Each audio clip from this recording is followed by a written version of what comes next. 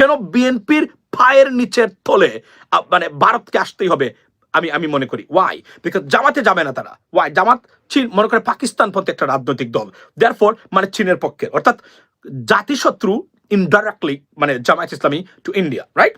এবং 1971 থেকে তাদের জাতিশত্রু, কারণ 1971 তাদের যে উদ্দেশ্য নিয়ে তারা বাংলাদেশকে স্বাধীনতা যুদ্ধে তারা হেল্প করেছিল, সেই ক্ষেত্রে তারা এটা জামাতই বাধা হয়ে দাঁড়িয়েছে এখন পর্যন্ত, এবং তারা আছে ওই লাইনে এখন পর্যন্ত।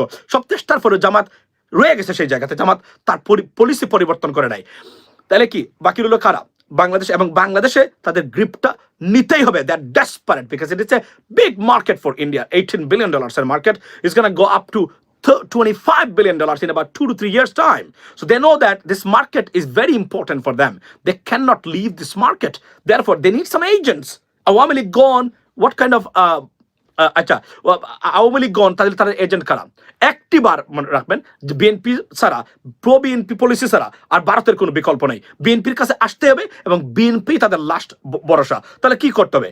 বিএনপির কাছে আসতে গেলে বাধা কারা? বাধা হচ্ছে প্রো জাতীয়তাবাদী মানুষ যারা বিএনপিতে, এরা মারাত্মক বাধা সৃষ্টি করবে ভারতীয় পলিসি এবং আগ্রাসনের। এখানে যদি জামায়াতের সাথে কোনো ধরনের রিলেশনশিপ থাকে, জামাতকে যেহেতু কিনতে পারবে না, জামাতের নেতৃবৃন্দ এটা বাধা হয়ে দাঁড়াবে বিএনপির ভিতরেও। দেয়ারফর বিএনপিকে আগ থেকেই বিচ্ছিন্ন করে এটা বাংলাদেশের মানুষ, বিএনপিকে বাংলাদেশের মানুষ থেকে জনবিচ্ছিন্ন করার কৌশল গ্রহণ করেছে ভারত। এবং তার পরিণতি কি হবে? পরিণতি হবে ঠিক আওয়ামী লীগের মতো যদি এই পলিসি নিয়ে বিএনপি এগিয়ে যায়। কেননা একটা জিনিস বুঝতে হবে বিএনপি নেতৃবৃন্দকে, ভারত থাকার পরে আওয়ামী লীগের এখনো তারা আশ্রয় পাচ্ছেন, বিএনপির সেই সুযোগটা নেই। কারণ বিএনপি কোনো দেশের দালালি করে না বলেই তাদের আসলে কোনো দেশ তাদের জন্য মানে প্রভু না, তারা ওভারঅল সবার সাথেই। সো দেয়ারফর কোনো ঘটনা ঘটলে বিএনপি নেতৃবৃন্দ যাওয়ার জায়গা পর্যন্ত নেই। সুতরাং কোনো অবস্থাতে ভারতীয় মানে ট্র্যাপে পা দেওয়া যাবে না। এখান থেকে নিজেকে দূরে সরে রাখতে হবে এবং ভোটারদের উপরে আস্থা বিশ্বাস রাখতে হবে কাজের মাধ্যমে। এটাই হবে নাম্বার ওয়ান। যে ধরনের কূটকৌশল এখন অবলম্বন করার চেষ্টা করা হচ্ছে কোনো অবস্থাতে কাজ দেবে না, কারণ we will ensure that people got their voting rights back and they can cast their votes. That's it. So এই কাজটা যদি হয়, সব ঝামেলা সব অপকর্ম ভারত সহ যারা করে থাকেন তাদের এগুলা বিফলে যাবে বলে আমি মনে প্রাণে বিশ্বাস করি, লিডিস এন্ড জেন্টলম্যান। এবং একটা জিনিস কি, কেন বিএনপির পা তলে আসতেই হবে?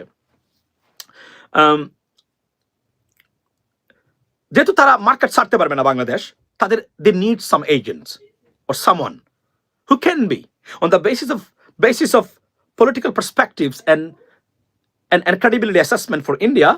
BNP is the only hope, and তারা কখনো চাইবে না জামাত ক্ষমতায় আসুক, রাইট? তারা চাইবে বিএনপি যেন ক্ষমতায় আসুক, আওয়ামী লীগ নাই। সুতরাং বিএনপির কাছে আসতেই হবে।